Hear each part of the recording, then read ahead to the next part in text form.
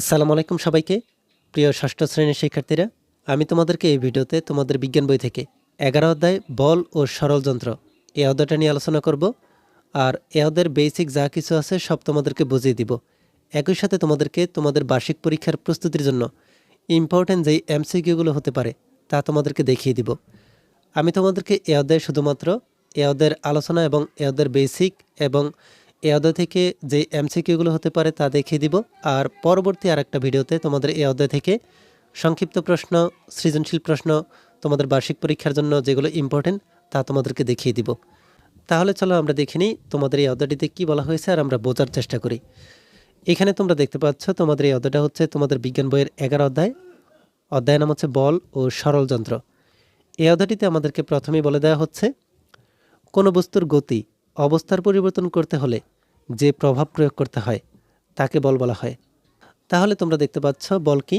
বল হচ্ছে আমরা যদি কোনো বস্তুর অবস্থার পরিবর্তন করতে চাই তাতে যে প্রভাব প্রয়োগ করতে হয় তাকে বলা হয় বল। বল প্রয়োগে স্থিতিশীল বস্তু গতিশীল হয় আর গতিশীল বস্তুর বেগ পরিবর্তিত হয়। তাহলে স্থিতিশীল বস্তু গতিশীল হয় আর গতিশীল বস্তুর বেগ পরিবর্তিত হয়, এটা বাড়ে কমে অথবা থেমে যায়। কিংবা গতিশীল বস্তু স্থিতিশীল হয়। বলের আছে বিভিন্ন রূপ, বল প্রয়োগেরও আছে বিভিন্ন কৌশল। এইসব কৌশলে বল প্রয়োগ করে বিভিন্ন পরিস্থিতিতে কাজ সম্পন্ন করা সম্ভব এবং কাজকে সহজ করাও সম্ভব। বলের প্রয়োগ দ্বারা সম্পূর্ণ কাজকে সহজ করে যেসব কল তাদেরকে বলা হয় যন্ত্র। এই অধ্যায়ে তোমরা বল সম্বন্ধে জানবে, সেই সাথে সরল কিছু যন্ত্র সম্বন্ধেও জানবে। তাহলে তোমরা দেখতে পাচ্ছ তোমাদের এই অধ্যায় লেখাগুলোতে কত সুন্দরভাবে এই বল ও সরল যন্ত্র সম্পর্কিত বিষয় বুঝিয়ে দেওয়া হয়েছে। আমি তোমাদেরকে এই পুরো অধ্যায়ের লেখাগুলো পড়ে শোনাচ্ছি না, তোমরা তোমাদের বই থেকে লেখাগুলোকে পড়ে নিবে। আমি তোমাদেরকে শুধুমাত্র মেইন টপিকগুলোকে বুঝিয়ে দেওয়ার চেষ্টা করব। চলো তাহলে আমরা শুরু করি। আমরা এই ভিডিওতে শুধুমাত্র এই অধ্যায়ের বেসিকগুলোকে ধরে ধরে বোঝার চেষ্টা করব। পুরো অধ্যায় লেখাগুলো পড়ছি না, তোমরা তোমাদের পুরো অধ্যায় থেকে লেখাগুলোকে পড়ে নিবে। আমাদের এই পুরো অধ্যায়টা যেহেতু বল ও সরল যন্ত্র নিয়ে, তাহলে আমাদেরকে বুঝতে হবে বল কি। বল বোঝার জন্য আমাদেরকে এখানে এই দুইটা চিত্র দেওয়া হয়েছে। আমরা যদি এই দুইটা চিত্র বুঝতে পারি তাহলে বল কি আমরা খুব সহজেই বুঝতে পারবো। এখানে তোমরা দেখতে পাচ্ছ এই ব্যক্তিটা, এখানে যে বস্তুটা আছে এই বস্তুটা আছে বর্তমানে স্থির অবস্থায়, কিন্তু এই বস্তুটাকে ধাক্কা দিয়ে এক জায়গা থেকে অন্য জায়গায় নেওয়ার চেষ্টা করছে। তাহলে এখানে এই ব্যক্তিটা যে এই বস্তুটাকে ধাক্কা দিচ্ছে, এখানে যেই অবস্থাটা হচ্ছে এই অবস্থাটাকে বলা হচ্ছে বল। এখানে এই ব্যক্তিটা বল প্রয়োগের মাধ্যমেই ধাক্কা দিয়ে এক জায়গা থেকে আরেক জায়গায় বস্তুটাকে নেওয়ার চেষ্টা করছে। এরপরে যদি আমরা দেখি এখানে চুম্বক এই প্যারেকগুলোকে টেনে এই চুম্বকের কাছাকাছি নিয়ে আসার চেষ্টা করছে। তাহলে যেই প্রভাবের কারণে এই চুম্বকটা প্যারেকগুলোকে টেনে নিয়ে আসছে এটাকে বলা হচ্ছে বল। তাহলে আমরা বুঝতে পারছি বল কি। যা কোনো বস্তুর উপর প্রযুক্ত হয়ে তার গতির অবস্থার স্থিতিশীল বা গতিশীল পরিবর্তন করে বা করতে চায় তাকে বল বলে। এখানে এই ব্যক্তি যে এই বস্তুটাকে এক জায়গা থেকে আরেক জায়গায় নিচ্ছে, এখানে বস্তুটা স্থিতিশীল ছিল, গতিশীল করার মাধ্যমে বস্তুটাকে এক জায়গা থেকে আরেক জায়গায় ধাক্কা দিয়ে নিচ্ছে, এই প্রভাবটা বা এই বিষয়টাই হচ্ছে বল। একইভাবে এখানেও যেই অবস্থাটা কাজ করছে এটাকে বলা হচ্ছে বল। তাহলে তোমরা দেখতে পাচ্ছ বল কি। বলের দুইটা রূপ, একটা হচ্ছে ধাক্কা আর একটা হচ্ছে টান। তোমরা এখানে দেখতে পাচ্ছ বলের মূল দুটি রূপ হলো ধাক্কা বা টান। আর যা কোনো বস্তুর উপর প্রযুক্ত হয়ে তার গতির অবস্থার, এটা স্থিতিশীল হতে পারে, গতিশীল হতে পারে, এই গতির অবস্থার পরিবর্তন করে বা করতে চায় তাকে বল বলে। এরপরে চলো আমরা দেখে নিই বলের প্রভাবগুলো। বলের 5টা প্রভাব আছে। এর মধ্যে যদি আমরা প্রথমটা দেখি, প্রথমটা হচ্ছে স্থির বস্তুকে গতিশীল করা। একটা বস্তু স্থির থাকে কিন্তু এই বস্তুটাকে যখন গতিশীল করা হয় এটা হচ্ছে একটা বলের প্রভাব। তোমরা দেখতে পাচ্ছ এখানে এই বলটাকে আমরা যদি লাথি মারি তাহলে এই বলটা স্থির থেকে গতিশীল হয়ে এক জায়গা থেকে অন্য জায়গায় চলে যাবে। এরপরে যদি আমরা 2 নম্বরটা দেখি, গতিশীল বস্তুকে থামানো। আমরা তো গাড়ি দেখতে পাই বা যানবাহন দেখতে পাই এক জায়গা থেকে আরেক জায়গায় ছুটে চলে, যখন এটা ছুটে চলে তখন কিন্তু এটা গতিশীল। এই গতিশীল বস্তুটাকে আমরা যখন থামাবো এটাও কিন্তু একটা বলের প্রভাব। এরপরে যদি আমরা দেখি গতির কমানো বা বাড়ানো, গতি যে আমরা কমাই বা বাড়াই এটাও কিন্তু একটা বলের প্রভাব। এরপরে যদি আমরা দেখি গতির দিক পরিবর্তন করা, এখানে এই বলগুলো এখন যেই জায়গায় আছে এই বলগুলো যদি বিভিন্নটা বিভিন্ন দিকে যায়, এটা কিন্তু গতির পরিবর্তন করেই বিভিন্ন দিকে যাচ্ছে। এই গতির যে দিক পরিবর্তন করে এটা হচ্ছে বলের প্রভাব। এরপরে বস্তুর আকার বা আকৃতি পরিবর্তন করা। আমরা যদি এখানে এই ছবিটাকে ভালোভাবে দেখি, আমরা দেখতে পাচ্ছি হাতের চাপ দিয়ে এই ক্যানটাকে দুমড়ে মুচড়ে দেওয়া হচ্ছে, তাহলে এই ক্যানের আকৃতি পরিবর্তন হয়ে যাচ্ছে। তাহলে তোমরা দেখতে পাচ্ছ বলের প্রভাবগুলো কি। বলকে লাথি মেরে এক জায়গা থেকে আরেক জায়গায় নেওয়া, গতিশীল করা, এটা হচ্ছে বলের প্রভাব। বলের প্রভাবের কারণে এটা হয়। গতিশীল গাড়িকে যদি আমরা থামাই, এটা হচ্ছে বলের প্রভাব। এরপরে গাড়ি গতি কমানো বা বাড়ানো, এটা হচ্ছে একটা বলের প্রভাব। গতির দিক পরিবর্তন হওয়া, এটা হচ্ছে বলের প্রভাব। বস্তুর আকার আকৃতি পরিবর্তন হওয়া, এটা হচ্ছে বলের প্রভাব। এরপরে আমরা দেখি সরল যন্ত্র, সিম্পল মেশিন। তাহলে আমরা দৈনন্দিন জীবনে জটিল কাজকে কম বল প্রয়োগে সহজে সম্পন্ন করার জন্য যেই যন্ত্রগুলোকে ব্যবহার করি, এই যন্ত্রগুলোকে বলা হয় সরল যন্ত্র। তোমরা এখানে দেখতে পাচ্ছ বড় একটা পাথর। এই পাথরটাকে চাইলে আমরা হাত দিয়ে উপরে উঠাতে পারি না। বড় পাথর যেটা, এগুলোকে আমরা উপরে উঠাতে অনেক কষ্ট হয়। কিন্তু আমরা যদি এরকম একটা সরল যন্ত্র ব্যবহার করি, সরল যন্ত্রটা দেখতে কেমন, আমরা দেখতে পাচ্ছি একটা ছোট পাথরের উপর ভর করে এখানে একটা লোহার দণ্ড দিয়ে এই বড় পাথরটাকে উপরে উঠানো হচ্ছে। তাহলে এখানে যেই বিষয়টা ঘটছে, এটা কিন্তু একটা সরল যন্ত্রের মাধ্যমেই ঘটছে। এই বিষয়টাকে বোঝানো হচ্ছে একটা সরল যন্ত্র। এই সরল যন্ত্রের মাধ্যমে আমরা দেখতে পাই এই বড় পাথরটাকে নিচ থেকে উপরে উঠানো যাচ্ছে। তাহলে এখানে যেই যন্ত্রটা আমরা দেখতে পাচ্ছি, এটাতে উপর থেকে নিচের দিকে চাপ দেওয়া হচ্ছে, আর এখানে এই পাথরটার উপর ভর করে এই বড় পাথরটা নিচ থেকে উপরে উঠানো যাচ্ছে। তাহলে বড় ভারের একটা পাথর এখানে একটা ছোট পাথর দিয়ে উপরে উঠানো যাচ্ছে। এখানে যেই বলটা প্রয়োগ করা হচ্ছে এটা হচ্ছে প্রযুক্ত বল, আর যেই ছোট পাথরটা ব্যবহার করা হচ্ছে এটা হচ্ছে ফালক্রাম। আর এখানে আমরা যে বড় পাথরটা দেখতে পাচ্ছি এটা হচ্ছে ভার। এখন এখানে যে সরল যন্ত্রটা ব্যবহার করা হচ্ছে, এর সুবিধা কি? প্রযুক্ত বলকে কয়েকগুণ বৃদ্ধি করে। আমাদের এই বলটাকে আমরা প্রযুক্ত বলটাকে কয়েকগুণ বৃদ্ধি করতে পারি। কম বল প্রয়োগে কাজ সম্পন্ন করতে সাহায্য করে। আমরা যদি বল কম প্রয়োগ করি, তাও আমরা বড় বড় ধরনের কাজগুলোকে সমাধান করে ফেলতে পারি। এরপরে হচ্ছে বলকে সুবিধাজনক দিকে প্রয়োগ করতে দেয়। বলকে আমরা সুবিধাজনক দিকে প্রয়োগ করতে পারি। গতি ও দূরত্ব বৃদ্ধি করতে পারে। তাহলে তোমরা দেখতে পাচ্ছ সরল যন্ত্রের সুবিধাগুলো কি, সরল যন্ত্র কি। এরপরে চলো আমরা দেখে নিই লিভার। লিভার কি?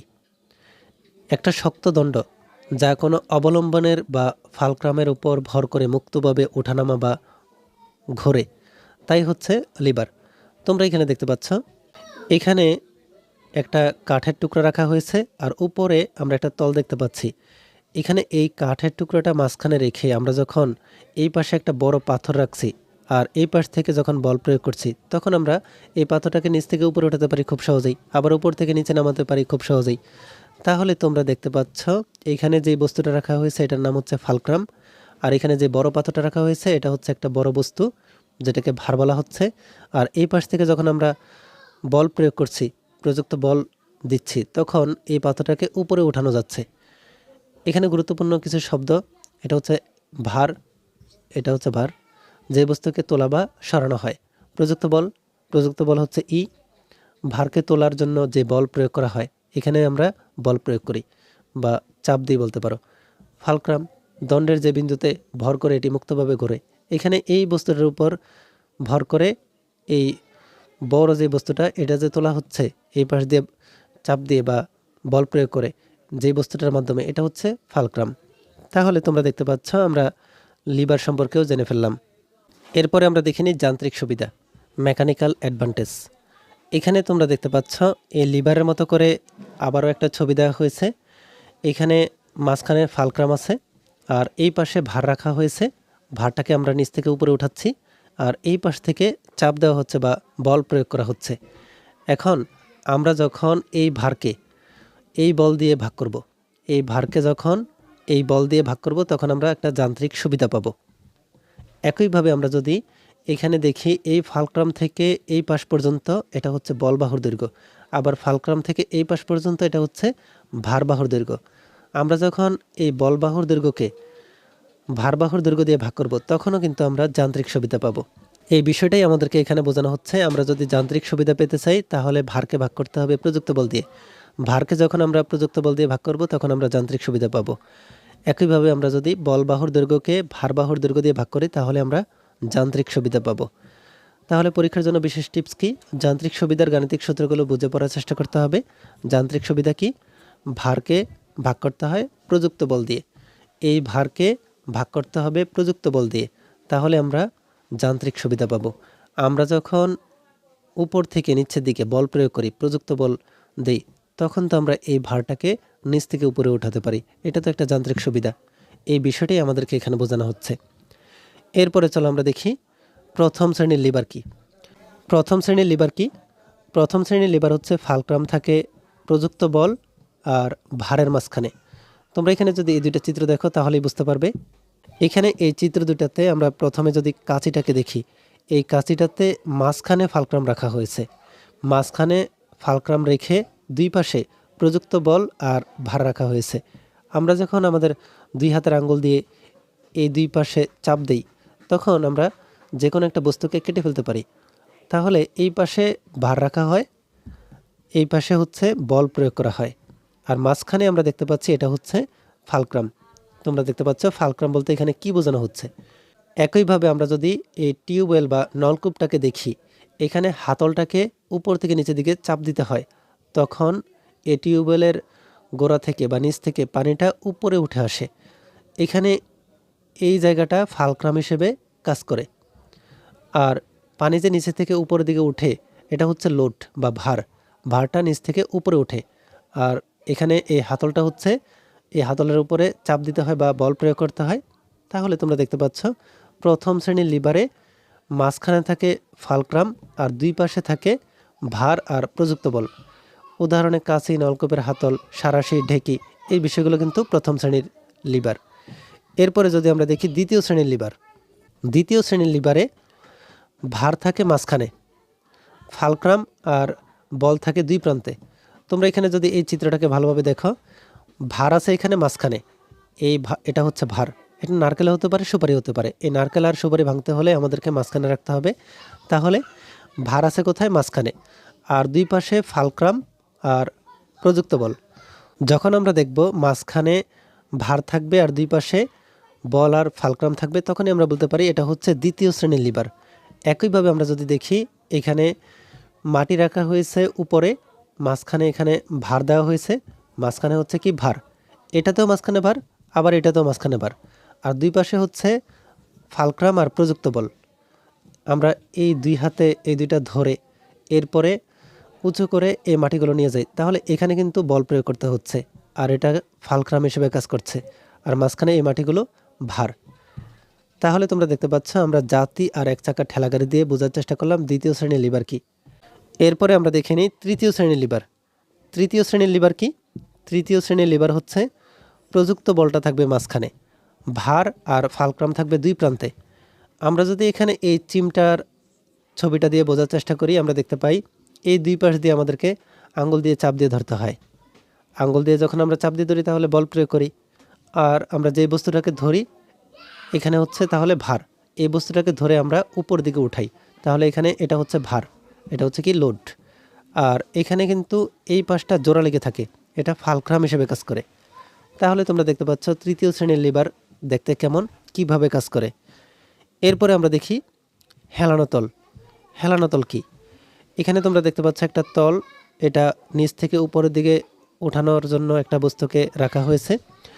আমরা যে কোনো বস্তুকে নিচ থেকে যদি উপরে উঠাতে চাই তাহলে কিন্তু আমাদের জন্য এটা কষ্টসাধ্য, কিন্তু আমরা যখন এই হেলানো তলটাকে ব্যবহার করব, তখন আমরা নিচ থেকে ধাক্কা দিব, উপরে উঠে যাবে। এটাকে বলা হচ্ছে হেলানো তল। এখানে এই হেলানো তলটা যত বড় হবে, আমাদের যান্ত্রিক সুবিধা আমরা তত বেশি পাবো। তাহলে এখানে বলা হচ্ছে ভারী বস্তুকে খাড়াভাবে তোলার চেয়ে গড়িয়ে তোলা সহজ। এখানে হেলানো তলের দৈর্ঘ্য যত বেশি হবে, যান্ত্রিক সুবিধাও আমরা তত বেশি পাবো। এখানে কিন্তু আমাদের বল প্রয়োগ করতে অনেক কষ্ট হবে, কিন্তু আমরা এই হেলানো তলটাকে যদি আরও বড় করে দিই, তাহলে আমরা এই বস্তুটাকে সহজেই ধাক্কা দিয়ে উপরে উঠাতে পারি। এরপরে দেখি আমরা কপিকল।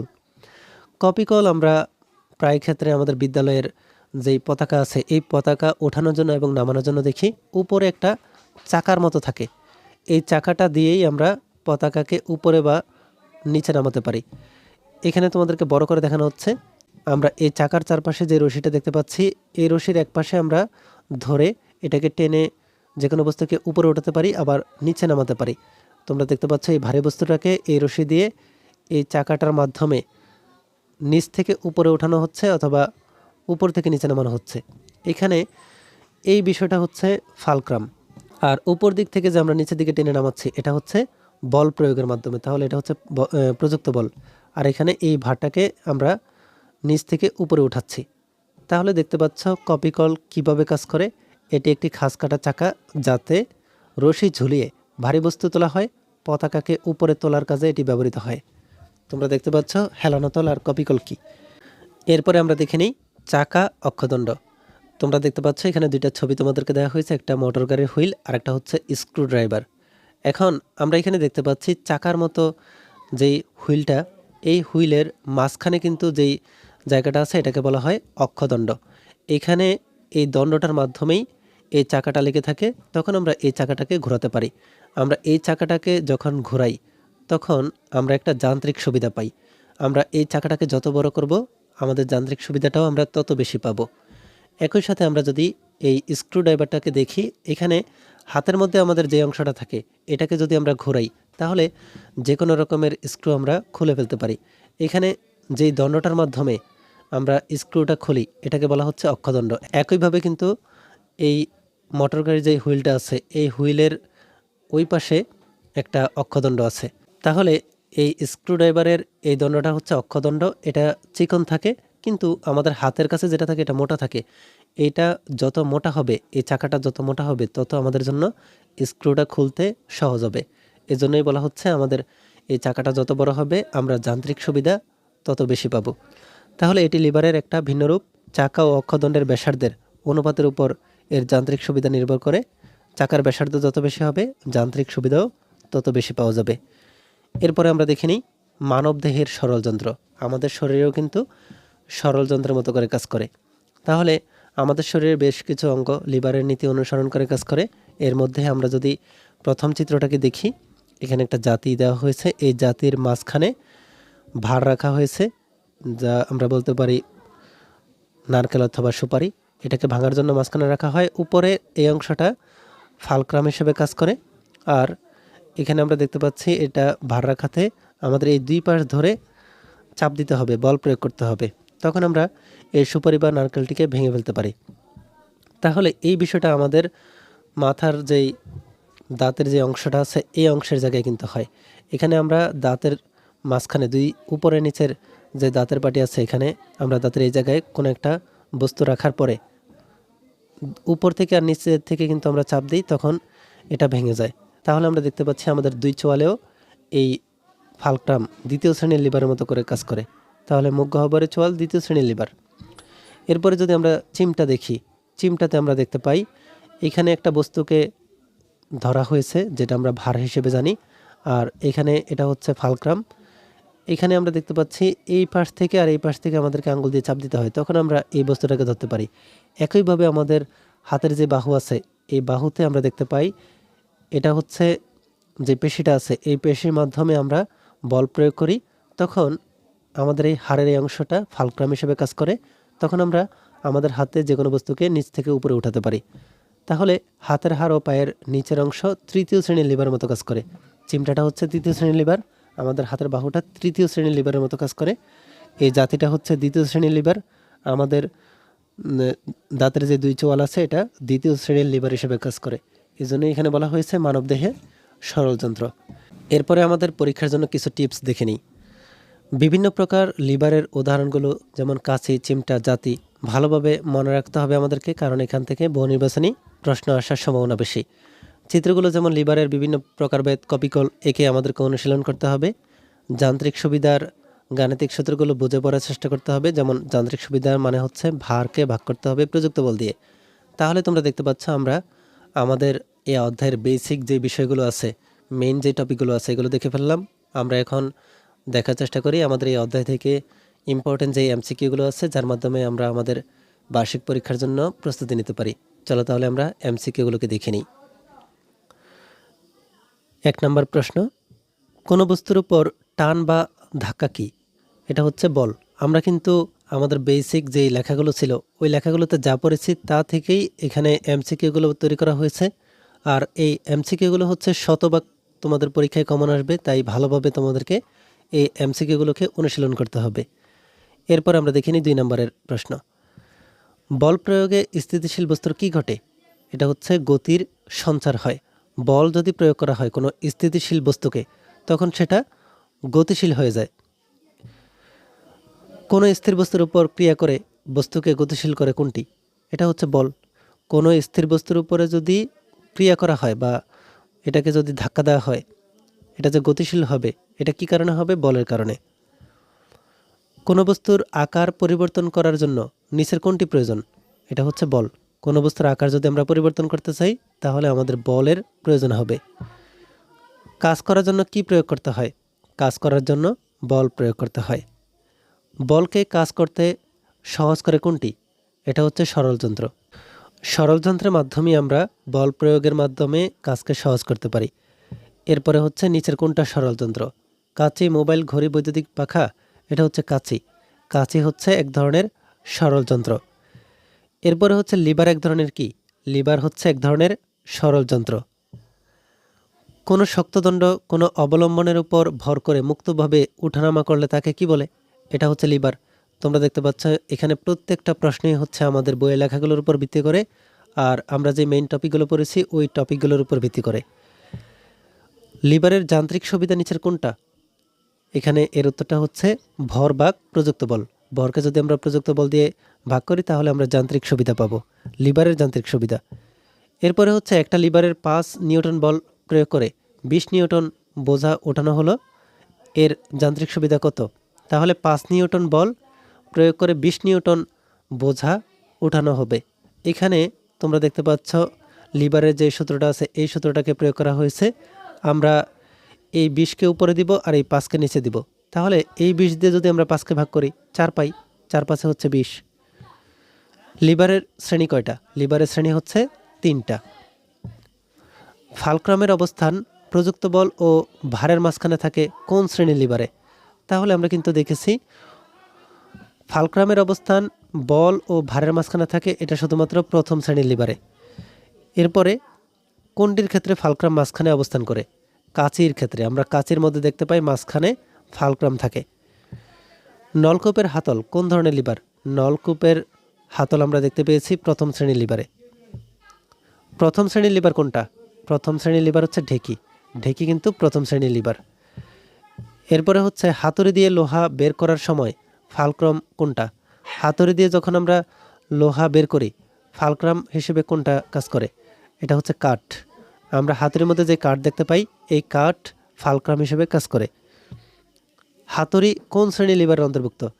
প্রথম শ্রেণীর। সাঁড়াশি কোন শ্রেণীর লিভারের অন্তর্ভুক্ত? সাঁড়াশি কোন শ্রেণীর লিভারের অন্তর্ভুক্ত? এটা হচ্ছে প্রথম শ্রেণীর। হেলানতল কি? হেলানতল হচ্ছে সরল যন্ত্র। আমরা দেখতে পেয়েছি আমাদের বিভিন্ন বস্তুকে আমরা নিচ থেকে উপরে উঠাতে হেলানতলের মাধ্যমে যে কাজটা করেছে এটা হচ্ছে সরল যন্ত্র। হেলানতলের যান্ত্রিক সুবিধা কোনটা? হেলানতলের যান্ত্রিক সুবিধা পেতে হলে আমাদেরকে হেলানতলের দৈর্ঘ্য দিয়ে ভাগ করতে হবে হেলানতলের উচ্চতাকে। এরপর লিভার ও হেলানতলের নীতি মেনে চলে কোনটা? এটা হচ্ছে জ্যাক স্ক্রু। ভারী বস্তু উপরে উঠাতে কোন ধরনের যন্ত্র ব্যবহার করা হয়? এটা হচ্ছে কপিকল। কপিকলের মাধ্যমে আমরা ভারী বস্তুকে নিচ থেকে উপরে উঠাতে পারি। কুয়া থেকে পানি তুলতে কি ব্যবহৃত হয়? কুয়া থেকে পানি তুলতে কপিকল ব্যবহৃত করা হয়। তাহলে কপিকলের মাধ্যমে কুয়া থেকে বালতিতে করে পানি আমরা এই চাকাটার মাধ্যমে নিচ থেকে উপরে উঠাতে পারি। অনর কপিকলে কোনটি স্থির থাকে? এটা হচ্ছে অক্ষ। পতাকা উপরে উঠাতে ব্যবহার করা হয় কোনটা? অনর কপিকল। নিচের কোনটা লিভার যন্ত্রের ভিন্ন রূপ? এটা হচ্ছে চাকা অক্ষদণ্ড। চাকা অক্ষদণ্ড হচ্ছে লিভার যন্ত্রের আরেকটা রূপ। এরপরে হচ্ছে যদি চাকার ব্যাসার্ধ অক্ষদণ্ডের ব্যাসার্ধের 5 গুণ হয় তবে 2 নিউটন বল প্রয়োগ করে কত ভারের বস্তু তোলা যাবে? এখানে তোমরা যদি ভালোভাবে দেখো বলা হচ্ছে চাকার ব্যাসার্ধের অক্ষদণ্ড ব্যাসার্ধের 5 গুণ হয় তবে 2 নিউটন বল প্রয়োগ করে কত ভারের বস্তু তোলা যাবে? এটা হচ্ছে 5 দিয়ে যদি আমরা 2কে গুণ করি 5 দুগুণে আমরা 10 নিউটন পাবো। 100 নিউটন বল প্রয়োগে 1000 নিউটন ভরে 1000 নিউটন ভার তোলা গেলে যান্ত্রিক সুবিধা কত? এটা হচ্ছে 10। 1000কে আমরা এই 100 দিয়ে ভাগ করবো, তখন আমরা 10 পাবো।